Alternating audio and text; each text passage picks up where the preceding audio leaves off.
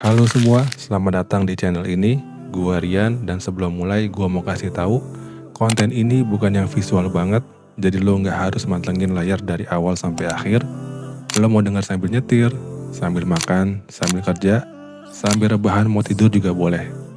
Topik hari ini gua ambil dari satu buku yang menurut gua game changer banget. Judulnya How to Begin karyanya Michael Bunge Stenier. Lo sadar nggak sih? Kadang kita punya ide bagus, udah punya niatnya juga. Udah dibuat juga planningnya secara detail.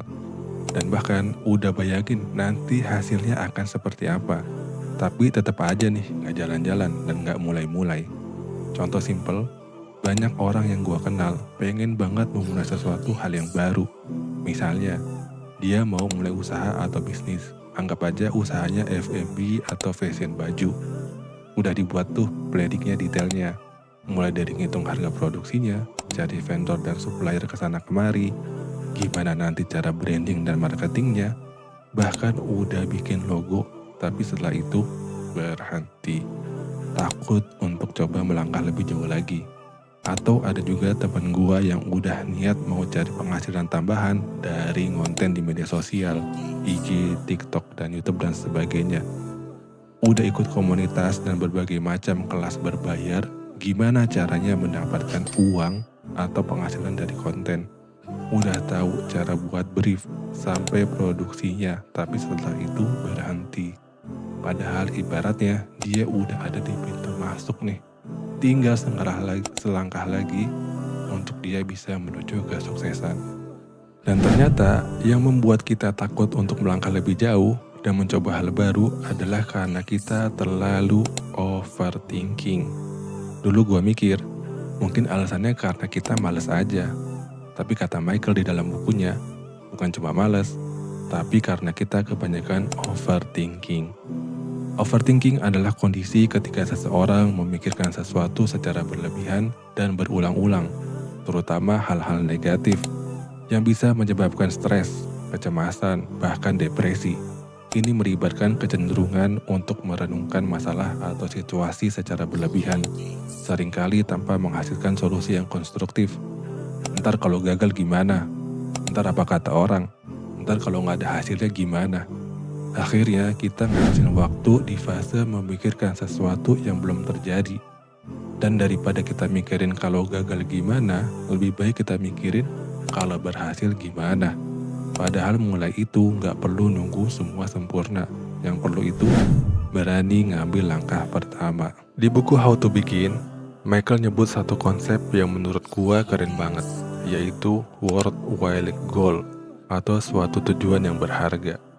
Gampangnya gini, tujuan yang bisa bikin lo semangat bangun pagi, walaupun semalam lo habis lembur, badan masih pada pegel-pegel, tapi tetap lo lakuin karena lo tahu dampak dari hal yang akan lo lakukan ini akan banyak bermanfaat untuk orang lain juga.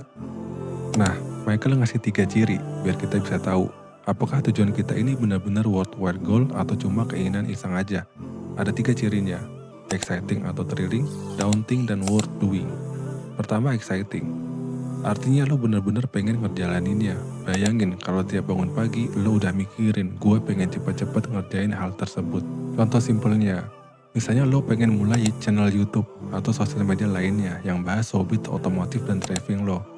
Lo suka banget otomotif dan traveling. Tiap weekend yang harusnya lo istirahat tapi harus bangun pagi untuk jalanin hobi lo. Nah, bikin video tentang itu pasti nggak kerasa beban karena lo enjoy prosesnya. Yang kedua, daunting. Sesuatu yang menantang, bikin lo agak deg-degan, tapi dengan cara yang positif. Daunting itu tanda kalau lo keluar dari zona nyaman. Contoh, lo belum pernah tampil depan kamera, tapi sekarang lo harus bikin video tiap minggu. Atau lo harus belajar ngedit, padahal biasanya cuma rekam video di HP aja. Rasa takut dan gak nyaman itu justru bertanda lo lagi tumbuh. Ketiga, worth doing. Nah ini yang paling penting. Tujuan lo punya manfaat buat orang lain. Misalnya, lo kepala keluarga, kerja kantoran, gaji pas-pasan, dan pengen menambah penghasilan dengan menjadi seorang konten kreator atau jadi pengusaha yang hasilnya akan bisa buat keluarga lo lebih happy, bisa sekolahin anak-anak lo di sekolah yang bagus, bisa ajak jalan-jalan keluarga keluar kota atau keluar negeri karena lo pengen ninggalin memori dan kenangan yang melekat dengan anak-anak lo. Nah itu word of doing banget sih. Kalau tujuan lo bisa nyentuh 3 kotak ini, exciting, daunting, dan worth doing, berarti itu worthwhile goal. Dan kata Michael, tujuan kayak gini yang layak banget lo perjuangin. Sekarang kita masuk ke pembahasan apa yang membuat orang sering mundur dari apa yang udah dia mulai, yaitu karena adanya hambatan. Contoh, misalnya tadi, orang yang ingin jadi pengusaha baru seminggu atau sebulan jalanin usahanya dan ternyata produknya belum laku, udah langsung nyerah. Atau temen gue yang mau jadi content creator, baru upload beberapa konten, dan view-nya cuma 10, 30, 50 views, udah nyerah dan akhirnya berhenti. Padahal, hambatan itu bukan tanda lo salah jalan, justru itu tanda lo lagi di jalur yang tepat. Karena kalau gampang-gampang aja, berarti lo gak berkembang.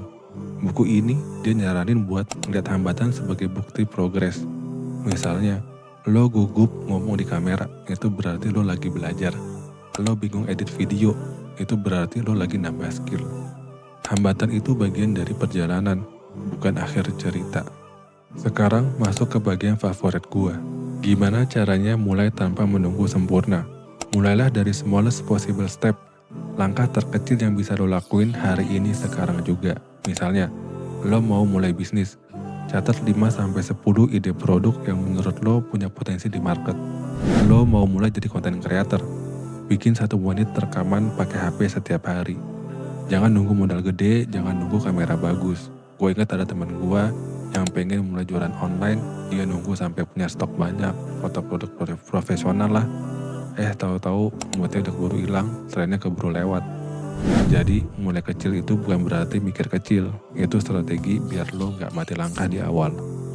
Jadi sekarang, coba lo pikirin, apa tujuan yang benar-benar berharga buat lo? Apa langkah terkecil yang bisa lo ambil hari ini? Jadi, itu tadi sedikit cerita dari buku How to Begin dari Michael Bonge-Stenier. Kalau lo ngerasa ini bermanfaat, klik tombol subscribe biar lo gak ketinggalan cerita-cerita buku berikutnya. Dan buku apa lagi yang menurut lo seru dan bisa kita kupas sama-sama di episode selanjutnya. Tinggal tulis di kolom komentar, nanti gue akan pilih dan gue akan ceritain ke lo. Biar kita sama-sama bisa belajar tanpa harus baca tebel-tebel. Oke, sampai ketemu di episode selanjutnya.